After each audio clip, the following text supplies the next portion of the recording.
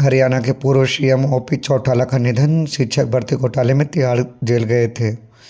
82 साल की उम्र में यहीं से 10वीं और 12वीं की परीक्षा पास की। हरियाणा के पूर्व मुख्यमंत्री एवं इनेलो सुप्रीमो ओम प्रकाश चौटाला का निधन हो गया है। वे 89 साल के थे। शुक्रवार को वे गुरुग्राम में अपने घर पे थे। उन्हें दिल का दौरा पड़ा, जिसके बाद 11:30 बजे उन्हें गुरुग्राम के मेदांता अस्पताल में लाया गया। करीब आधे घंटे बाद दोपहर 12 बजे उन्होंने अंतिम सांस ली। वे हृदय रोग, मधुमेह समेत कई तरह की बीमारियों से ग्रस्त थे। उनका पहले से ही गुरुग्राम के मेदांता और आरएमएल अस्पताल में इलाज चल रहा है। पीएम नरेंद्र मोदी, कांग्रेस अध्यक्ष मल्लिकार्जुन खड़गे, सीएम नायब सैनी समेत बड़े नेताओं ने उनके निधन पर शोक जताया।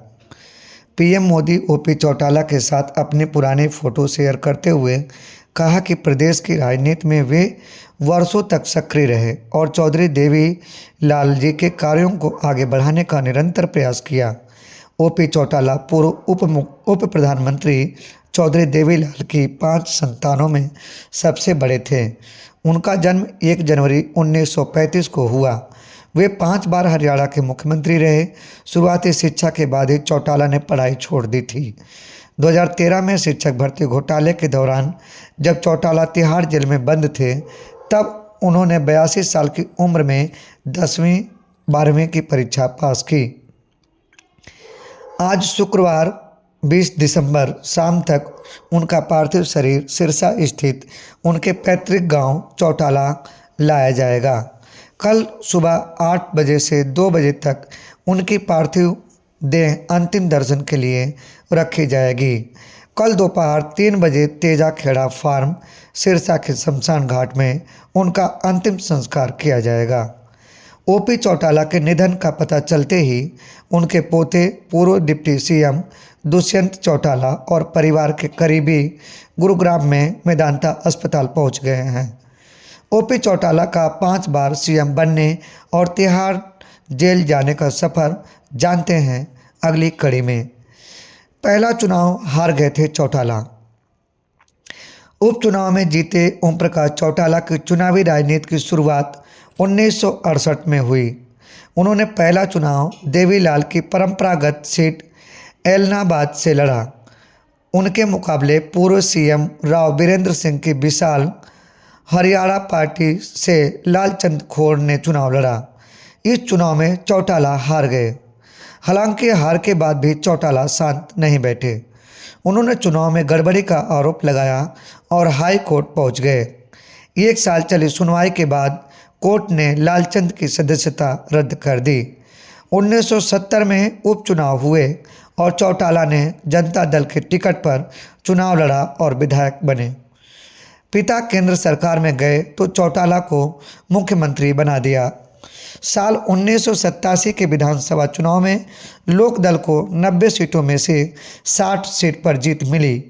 ओपी चौटाला के पिता देवीलाल दूसरी बार सीएम बने।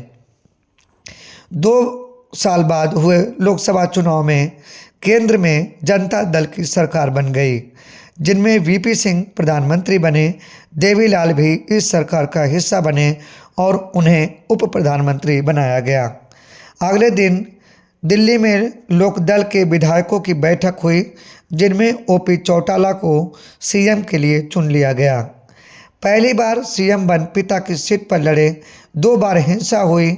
2 दिसंबर 1989 को ओम प्रकाश चौटाला पहली बार हरियाणा के मुख्यमंत्री बने। तब से वे राज्यसभा सांसद थे। सीएम बने रहने के लिए उन्हें 6 महीने के भीतर विधायक बनना जरूरी था। देवीलाल ने अपनी पारंपरिक सीट महम से चुनाव लड़वाया, लेकिन खाप पंचायत ने इसका विरोध शुरू कर दिया। वहीं 27 फरवरी 1990 को महम में वोटिंग हुई, जो हिंसा और बूथ कैप्चरिंग की भेंट चढ़ गई। चुनाव आयोग ने 8 बूथों पर दोबारा वोटिंग कराने का आदेश दिए। जब दोबारा वोटिंग हुई तो फिर से हिंसा भड़क उठी। चुनाव आयोग ने फिर से चुनाव रद्द कर दिया। लंबे सियासी घटनाक्रम के बाद 27 मई को फिर से चुनाव की तारीखें तय की गई, लेकिन वोटिंग के कुछ दिन पहले निर्दलीय उम्मीदवार अमीर सिंह की हत्या हो गई।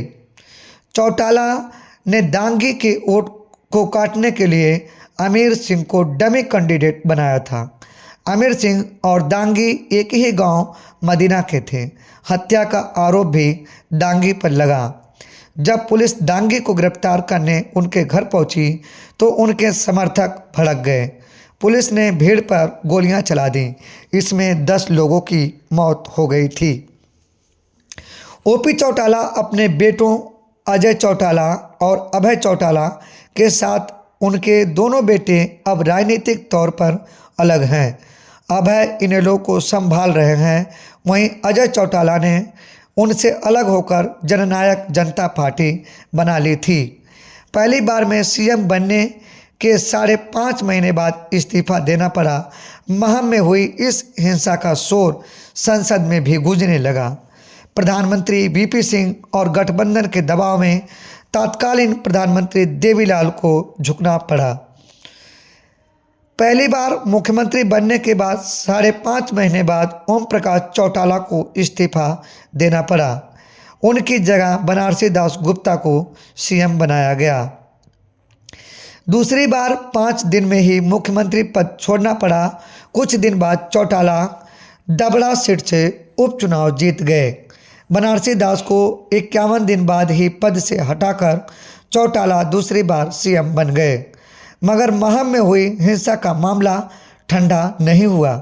प्रधानमंत्री वीपी सिंह भी चाहते थे चौटाला पर जब तक केस चल रहा है वे सीएम न बने।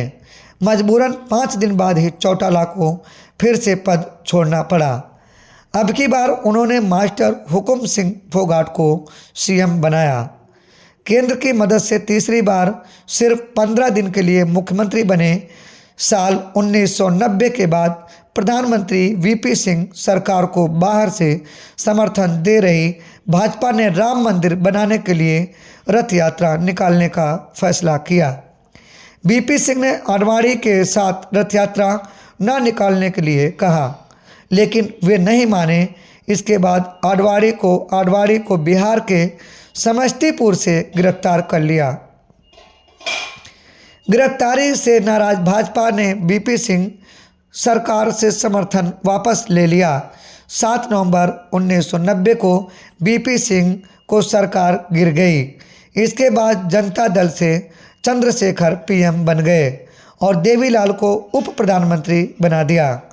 इसके 4 महीने बाद यानी मार्च 1991 में देवीलाल ने हुकुम सिंह को हटाकर ओम प्रकाश चौटाला को तीसरी बार हरियाणा का मुख्यमंत्री बनवा दिया। इस फैसले से राज्य में पार्टी के कई विधायक नाराज हो गए। कुछ विधायकों ने पार्टी भी छोड़ दी। नतीजा ये हुआ कि 15 दिनों के भीतर ही सरकार गिर गई। राज्य में राष्ट्रपति शासन लग गया। 15 महीने के भीतर तीसरी बार चौटाला का सीएम पद से इस्तीफा देना पड़ा।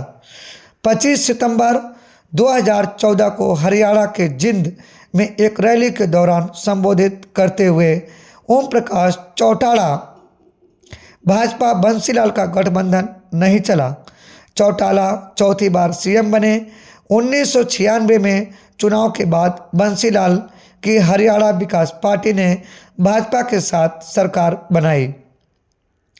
बंसीलाल सीएम बने, लेकिन आपसी मतभेदों के चलते 1999 में भाजपा ने समर्थन वापस ले लिया।